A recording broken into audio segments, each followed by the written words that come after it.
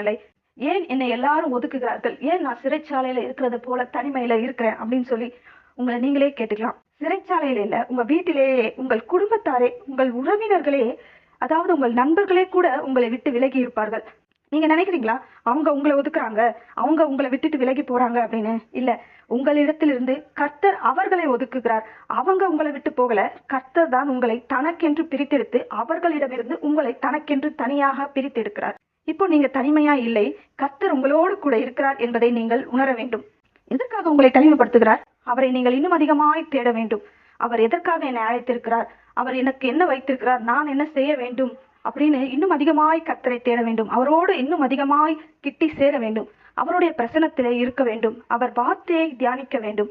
ஏனென்றால் உங்களை கொண்டு ஒரு பெரிய காரியத்தை செய்யும் நோக்கத்தை உங்கள் மேல் வைத்திருக்கிறார். அதற்காகவே உங்களை தனிமையிலே வைத்திருக்கிறார். அதற்காகவே உங்களை அவருக்கென்று தனிமைப்படுத்தி இருக்கிறார்.